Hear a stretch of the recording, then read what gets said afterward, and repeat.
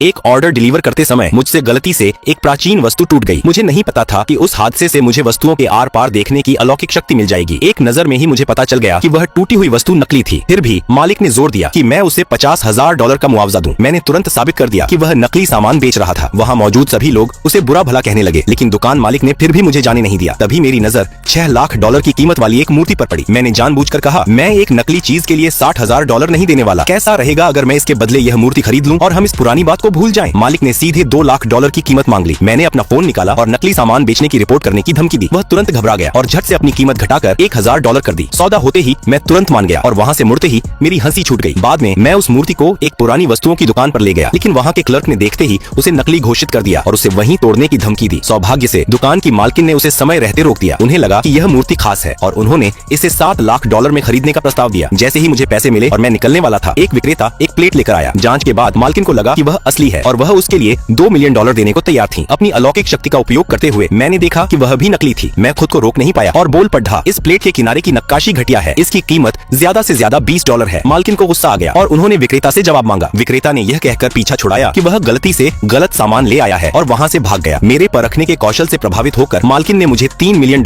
के वार्षिक वेतन पर एक अप्रेजर पारखी के रूप में नौकरी का प्रस्ताव दिया। मैंने नौकरी स्वीकार कर ली। फिर उन्होंने मुझे एक कप की जांच करने को कहा। मैंने देखा कि वह एक और नकली चीज थी, लेकिन पास खड़े एक विशेषज्ञ ने जोर देकर कहा कि वह असली है और उसकी कीमत कम से कम $1 मिलियन है। मैंने दावा किया कि कप नकली है। विशेषज्ञ ने मुझसे कारण पूछा। मैंने उसे कप को रुमाल से पोंछने के लिए कहा। जब उसने उसे धीरे से रगड़ा तो उसका रंग उतरने लगा। सब हैरान रह गए। हार न मानते हुए विशेषज्ञ ने मुझे कच्चे जेड पत्थरों रॉ जेड स्टोन्स पर एक और मुकाबला करने की चुनौती दी। नियम सरल थे, हम दोनों को एक एक पत्थर चुनना था और जिसका पत्थर ज्यादा कीमती निकलेगा वह जीतेगा। शर्त $1 मिलियन की थी। मैं तुरंत मान गया। मैंने अपनी अलौकिक शक्ति सक्रिय की और एक खास पत्थर के भीतर छिपा खजाना देख लिया। विशेषज्ञ मेरी पसंद पर हंसने लगा और बोला कि उस पत्थर में जेड होने की कोई संभावना नहीं है। यहाँ तक कि मालकिन को भी मुझ पर विश्वास नहीं हुआ, क्योंकि वह पत्थर 2 साल से दुकान में बिना बिके पड़ा था। मैंने किसी की बात पर ध्यान नहीं दिया और अपनी पसंद पर अडिग रहा। जल्द ही विशेषज्ञ का पत्थर काटा गया, जिसमें से $5 लाख का जेड निकला। सबको लगा कि विशेषज्ञ ही जीतेगा। मैं बेफिक्र रहा और कारीगर से अपना पत्थर काटने को कहा। जब उसे खोला गया तो उसके अंदर एम्बर का एक साफ और साबुत टुकड़ा था, जिसकी कीमत कम से कम $10 मिलियन थी। कभी कभी आपको अपने फैसलों पर अडिग रहना चाहिए और दूसरों को अपना निर्णय बदलने नहीं देना चाहिए। अगर आपको यह कहानी पसंद आई तो सब्सक्राइब करना न भूलें।